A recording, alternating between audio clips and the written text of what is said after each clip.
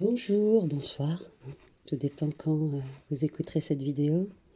Donc comme je l'ai dit dans une vidéo précédente, nous sommes sur l'art d'être libre, dans un monde absurde de Tom Hodgkinson. Et il y a plusieurs paragraphes, plusieurs thèmes, plusieurs parties. Et j'ai choisi « Bannissez l'anxiété, soyez insouciant ». Bannissez l'anxiété, soyez insouciante. Vivez dans la joie, mes amis. Vivez délivrés des soucis, du doute, de l'angoisse, des tourments de l'esprit. Vivez joyeusement. Marcille Fissin, cité par Robert Burton, L'anatomie de la mélancolie en 1621. Apportez-moi mon arc d'or brûlant, apportez-moi mes flèches de désir. William Blake, Milton, 1804. On s'en fiche. Slogan punk, 1977. Voici ce que j'ai à vous dire sur l'anxiété. Ce n'est pas votre faute. Débarrassez-vous de ce fardeau, de ce terrible et lancinant sentiment que les choses vont de travers, mêlé à une impression d'impuissance chronique. Ce n'est que le résultat d'une existence noyée dans une époque angoissée, opprimée par les puritains, emmuré dans une carrière professionnelle, humilié par les patrons, assailli par les banques, leurré par les personnalités et les célébrités, assommé par la télévision. Une existence toujours passée à espérer, à craindre ou à regretter. Ceci, la chose, l'homme, le système, le cartel, le construit, appelez cela comme vous voulez, ceci donc veut que vous soyez angoissés. L'anxiété sied en effet très bien au statu quo. Les anxieux font de bons consommateurs et de bons travailleurs.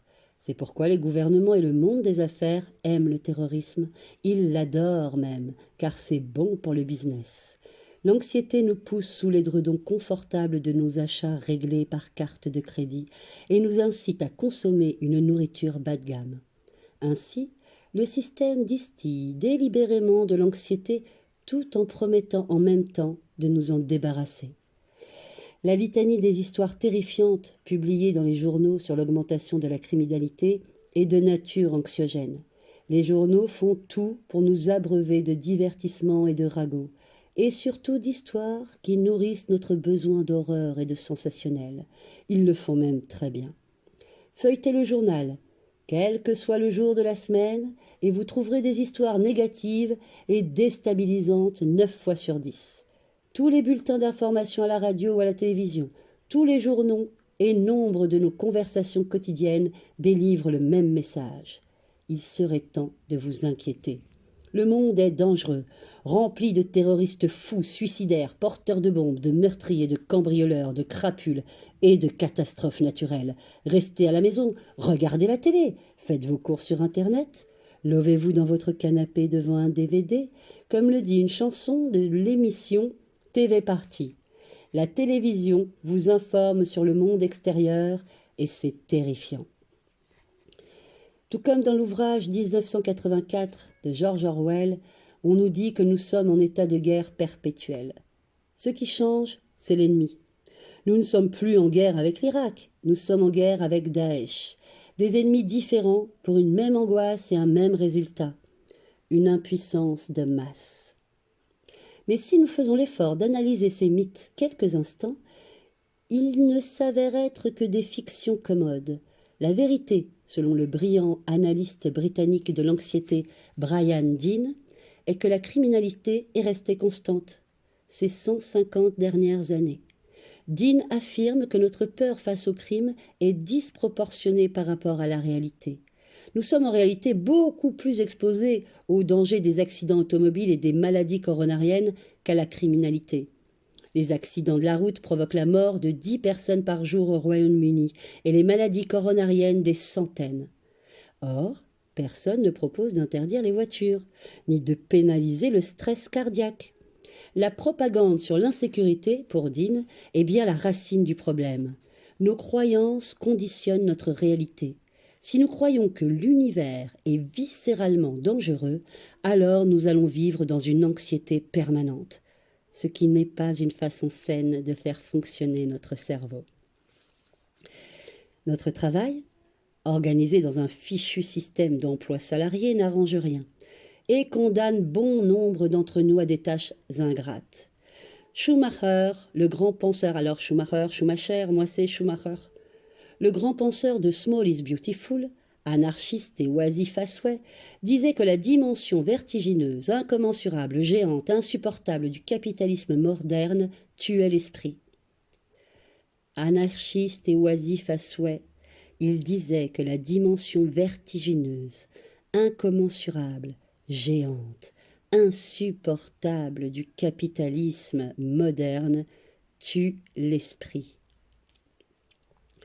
Son gigantisme a rendu le travail vain, ennuyeux, spirituellement débilitant, difficile à supporter, soit un mal nécessaire plutôt qu'un plaisir.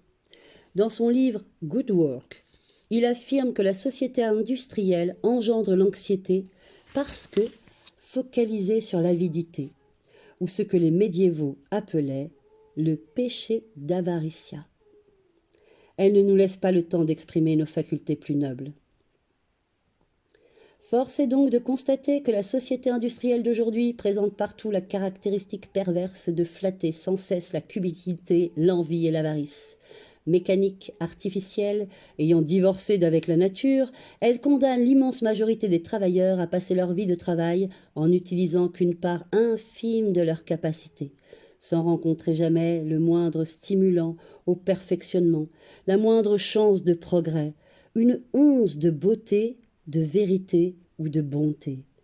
Je dis donc que l'un des grands méfaits de la société industrielle, peut-être même le pire, est, par l'extrême complication de sa nature, d'imposer aux hommes et aux femmes une fatigue nerveuse inutile et de requérir une part beaucoup trop importante de leur attention. En l'état actuel des choses, lorsque nous ne travaillons pas, nous consommons. Nous quittons le seuil de l'usine pour reverser notre salaire directement dans le système à une chaîne de supermarchés. Nous souffrons d'un clivage étrange. Dans la société, nous jouons tantôt le rôle du travailleur et tantôt celui du consommateur, tantôt l'opprimé, tantôt le courtisé. Au XIXe siècle, au moins, les gens savaient qu'ils n'étaient qu'une paire de mains travaillant sur une machine et qu'ils étaient exploités au profit de quelqu'un d'autre. Ainsi, il leur était plus facile de se révolter. Le contrat était clair et net. Nous savons qu'une vigoureuse culture de la résistance est née chez ces travailleurs du XIXe siècle, l'ère du travail et de l'esclavage. Aujourd'hui, dès que nous rentrons de l'usine, nous sommes assaillis de toutes parts par la publicité. La culture de la société de service fait de nous de petits princes entourés de courtisans désireux de s'attirer nos bonnes grâces pour avoir notre argent, sous peine de subir leur foudre. Ils nous donnent l'impression d'être importants. Le monde de la publicité exerce la magie noire de sa séduction. Dans La Société du spectacle, 1967, Guy Debord, ce situationniste fantastiquement insouciant, écrivait « Cet ouvrier, soudain lavé du mépris total qui lui est clairement signifié par toutes les modalités d'organisation et de surveillance de la production, se retrouve chaque jour en dehors de celle-ci, apparemment traité comme une grande personne, avec une politesse empressée sous le déguisement du consommateur. Alors, l'humanisme de la marchandise prend en charge les loisirs et l'humanité du travailleur.